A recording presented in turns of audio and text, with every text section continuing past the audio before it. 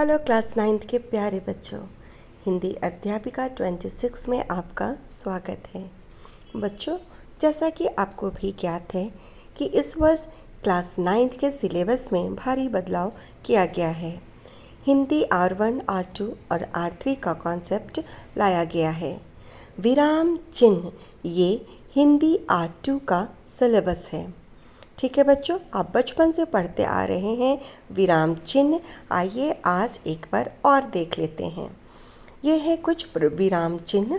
पहला पूर्ण विराम, इसका चिन्ह है एक खड़ी पाई, ठीक है, जिसे हम वाक्य के अंत में लगाते हैं। आज बहुत गर्मी है और अंत में पूर्ण विराम, यानी जब हमारा वाक्य पूर्ण हो जाता है तब हम इस चिन्ह का प्रयोग करते हैं और यहाँ पर हमें 2 सेकंड के लिए रुकना पड़ता है। अगला है अर्धविराम, एक डॉट और उसके नीचे कॉमा।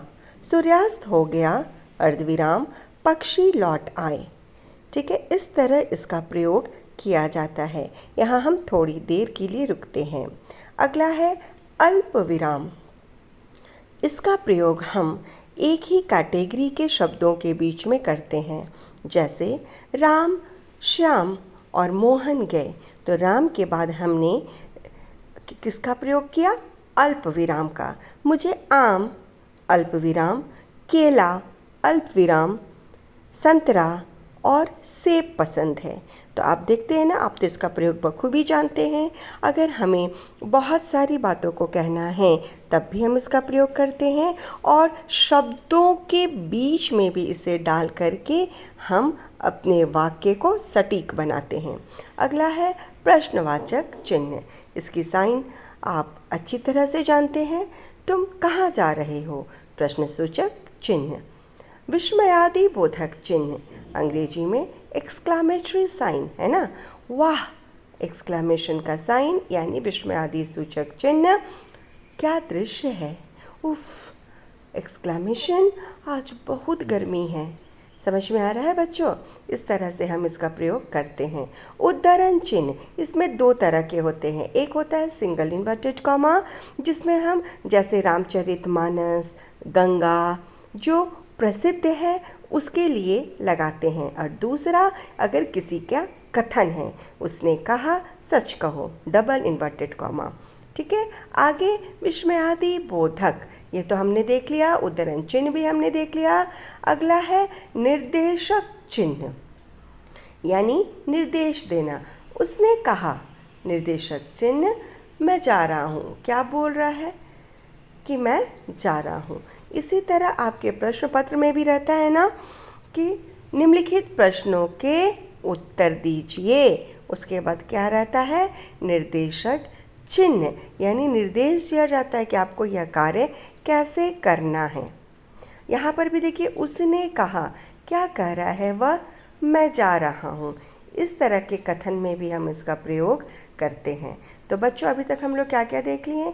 पूर्ण विराम, अर्धविराम, अल्प विराम, विस्मयादि बोधक, उद्धरण चिन्ह और निर्देशक चिन्ह। व्याकरण के हर बुक में विराम चिन्ह दिया रहता है। आप किसी भी किताब से इसे पढ़ सकते हैं। स्टैंडर्ड 9 के लिए एक पैराग्राफ दिया रहेगा जिसमें किसी भी विराम चिन्ह का प्रयोग नहीं रहेगा और आपसे बोला जाएगा कि आप उचित विराम चिन्ह लगाएं। तो आपको इसका प्रयोग करना आना चाहिए। अगला देखिए, रेखा चिन्ह, 3 छोटा छोटा डैश। इस तरह से राम एक अच्छा लड़का है, मतलब हम राम के बारे में बता रहे हैं। विवरण चिन्ह, देखिए 2 डॉट और फिर बीच में एक लाइन, रेखा। उत्तर ये है। इस तरह से हम करेंगे, क कॉमा ख, है ना। या विवरण चिन्ह में मान लीजिए आप किसी मेडिसिन का लिस्ट बना रहे हैं क्लास का कि कौन कौन बच्चे जाएंगे फील्ड ट्रिप में, तो निम्नलिखित बच्चे जाएंगे और उसके बाद ये चिन्ह का प्रयोग करके बच्चों का नाम। अपूर्ण विराम, 2 डॉट, समय, अपूर्ण विराम, एक अनमोल धन। ठीक है बच्चों, इस तरह इसका प्रयोग करते हैं। अगला है योजक चिन्ह, माता पिता का सम्मान करें। ठीक है, भाई बहन, रात दिन, छोटा बड़ा, इसके बीच में जो एक हम छोटी सी रेखा का प्रयोग करते हैं वह क्या कहलाती है? योजक चिन्ह। कोष्ठक यानी ब्रैकेट, सूर्य, ब्रैकेट में क्या लिख दिया गया है? उसका अर्थ दिनकर, निकल आया। संक्षेपक यानी शॉर्ट, डॉक्टर, प्रोफेसर, इस तरह से हम वहाँ पर लाघव यानी संक्षेप सूचक चिन्ह का प्रयोग करते हैं। अगला है त्रुटि बोधक। याद है, अगर कोई वर्ड छूट जाता है, कोई शब्द छूट जाता है हिंदी में या अंग्रेज़ी में या कहीं भी, तो हम इस साइन का, इस चिन्ह का प्रयोग करके उस शब्द को लिख देते हैं। बच्चों, अगर आपको वीडियो अच्छी लगी हो तो कृपया इसे लाइक करें, शेयर करें और मेरे चैनल को सब्सक्राइब करें। मेरे चैनल का नाम है हिंदी अध्यापिका 26।